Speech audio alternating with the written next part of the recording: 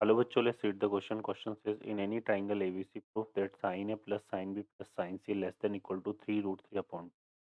Solve करते हैं बच्चों क्वेश्चन को। क्वेश्चन के लिए जो की कॉन्सेप्ट है वो देख लें। की कॉन्सेप्ट, तो इसमें हम देखो बच्चों क्या यूज करेंगे। यहाँ पे हम यूज करेंगे if a x1 comma y1 b x2 comma y2 c x3 comma y3 are vertices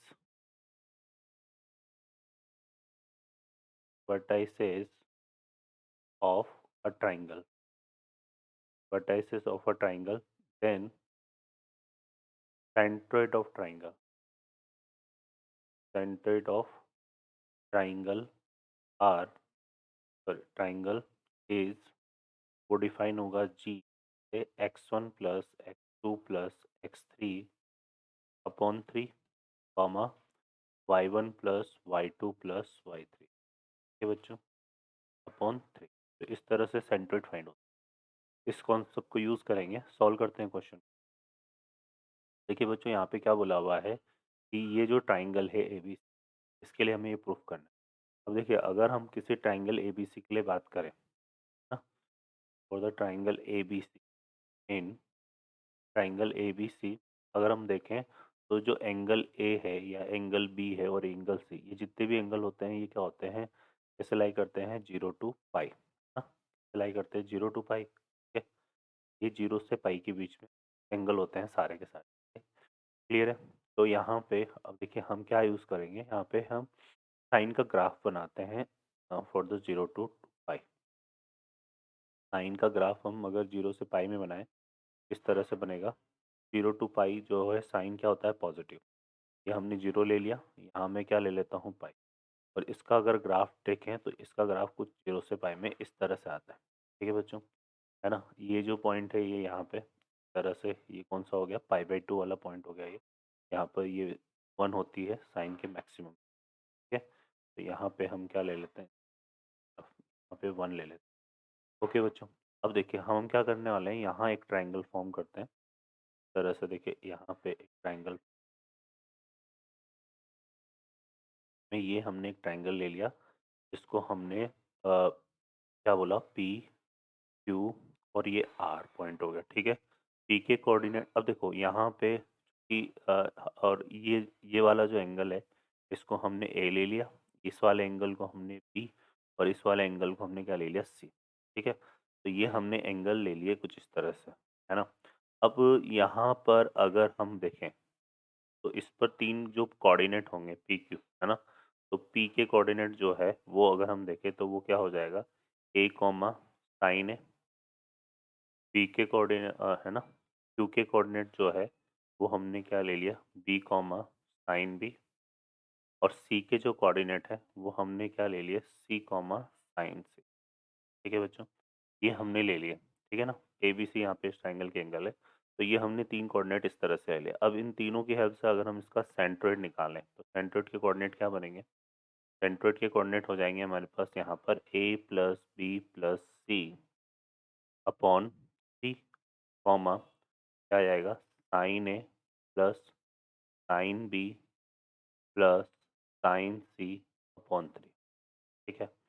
ये हमने ले लिया। अब ये इसका क्या हो गया, पॉइंट जी। हम क्या करते हैं, यहाँ पे एक लाइन ड्रॉ कर रहे हैं, ठीक है। एक लाइन ड्रॉ कर रहे हैं कुछ इस तरह से, जो किससे पास हो रही है, जी से, और इसके पैरेलल है, वाई एक्सिस के पैरेलल, ठीक है ना। तो यहाँ पे हम क्या कर रहे हैं, we draw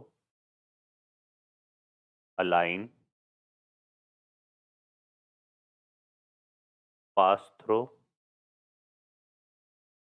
ji and parallel to Y axis, ठीक है। तो ये हमने लाइन ड्रॉ कर दी जो कि क्या कर रही है, इस कर्व को तो मीट कर रही है डी पे और एक्स एक्सिस को मीट कर रही है ई पे, ठीक है।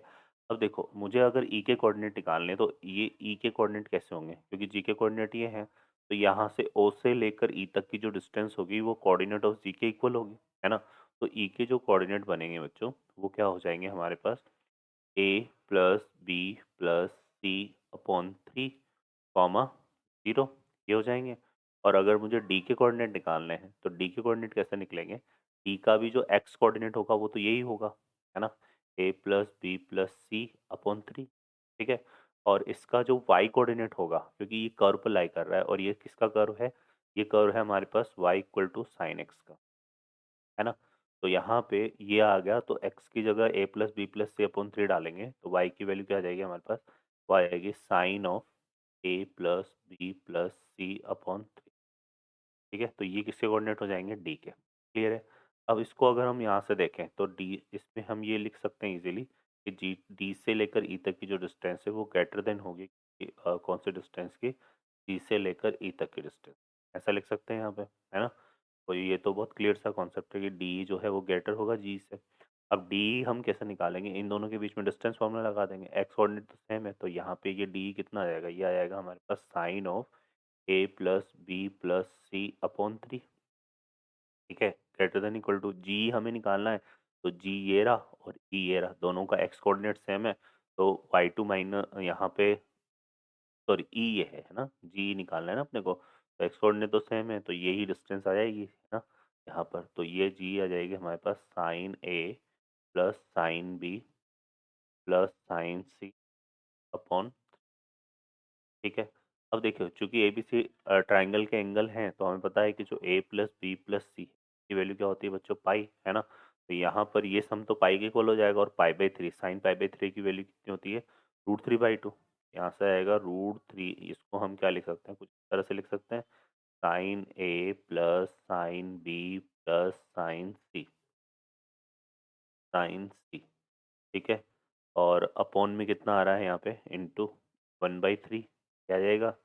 और ये हो जाएगा हमारे पास लेस देन इक्वल टू कितना आ गया? Root three by two. ठीक है। और इस थ्री को अगर हम इस तरफ मल्टीप्लाई कर देंगे तो हमारे पास फाइनली क्या रिजल्ट आएगा? साइन ए plus sine B plus sine C, ये हो जाएगा बच्चों less than equal to three root three by two. तो ये हमारे पास जो है कि जो प्रूफ करना था वो हो गया। यही प्रूफ करना था यहाँ पे, sine A plus sine B plus sine c less than equal to three root three by. ठीक है बच्चों, यही हमें प्रूफ करना था, तो ये हमारा इस क्वेश्चन का फाइनली आंसर हो जाएगा। ओके बच्चों, I hope you understand well, best of luck, thank